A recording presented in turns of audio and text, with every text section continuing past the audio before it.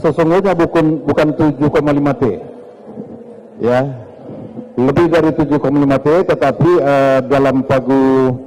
dalam usulan itu 14, sekian T, tetapi pagu indikatif itu 6,8 T.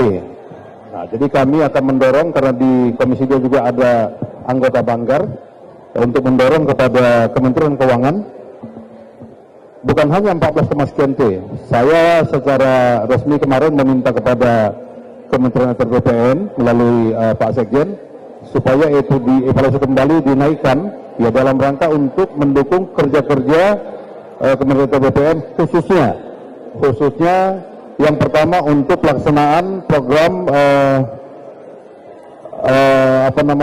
teknologi IT, itu tentu memerlukan banyak biaya. Yang kedua tentang bantuan hukum, ya, bantuan hukum kepada ATR BPN, karena dalam praktek yang terjadi selama ini hampir 40% kerja-kerja dari para kepala kantor pertahanan itu selalu dianggap bermasalah, ya, dan selalu menjadi hal yang membuat terganggunya kerja-kerja teman-teman para kepala kantor pertanahan akibat berurusan dengan para APH. Oleh karena itu kami minta kepada Kementerian ATR BPN supaya betul-betul mengawal secara hukum, dalam bentuk bantuan hukum kepada teman-teman kepala kantor pertanahan baik di provinsi maupun kabupaten kota. Memang sesuai dengan pagu indikatif yang kami terima, untuk tahun 2025 kami dialokasikan sebesar kurang lebih 6,5 triliun. Berkurang dari tahun lalu di angka 7,3 triliun. Pengurangannya sekitar 800 miliar. Kalau ditanya cukup atau tidak cukup, ya pasti kita berharap ada tambahan sehingga mencukupi apa yang kami sedang jalankan. Itulah mengapa sebetulnya dalam pengusulan Kementerian ATR BPN yang sudah kami laporkan di Komisi 2 DPR RI beberapa saat yang lalu, kita mengajukan sekitar 14 triliun rupiah. Ini bisa dijelaskan kebutuhannya apa saja. Sehingga begitu kami sampaikan itu, ternyata juga Komisi 2 DPR RI menyampaikan, ya ini memang sangat dibutuhkan. Karena berbicara reforma agraria, termasuk juga bagaimana kita bisa menuntaskan target-target PTSL misalnya, termasuk juga redistribusi tanah, konsolidasi tanah, dan yang lainnya termasuk juga di bidang tata ruang. Ingat kita masih punya PR mencapai 2000 RDTR, rencana detail tata ruang itu tidak mudah. Per hari ini kita baru 500 sekian.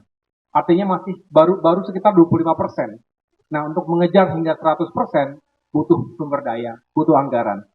Mengapa ini penting misalnya? Karena dengan itu kita bisa lebih menghidupkan dan memudahkan para investor untuk menanam modal dan kapitalnya di Indonesia.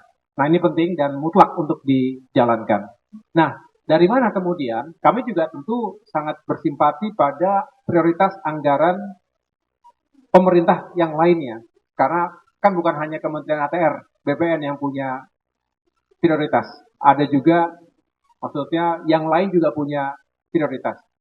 Oleh karena itu, kami tidak tinggal diam, kami mencoba untuk dari mana kira-kira bisa mencari anggaran lain. Nah, itulah mengapa kami juga serius untuk mengawal negosiasi dengan pihak Bank Dunia.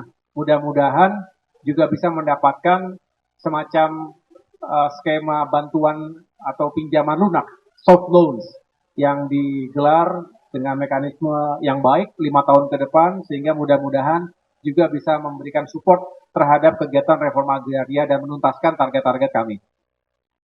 Nah, pertanyaan yang kedua tadi terkait dengan modernisasi. Modernisasi ini ya seharusnya menjadi agenda yang utama. Agenda utama dari Kementerian ATR BPN. Mengapa modernisasi ini penting?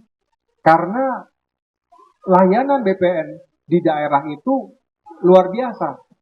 Jadi setiap hari itu ada ratusan bahkan ribuan pengurusan administrasi terkait dengan tanah, dengan tata ruang.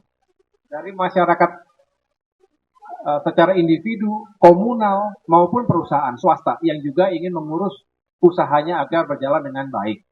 Belum lagi kita tahu aset-aset pemerintah di seluruh Indonesia yang juga seringkali masih ada masalah, sengketa di sana-sini.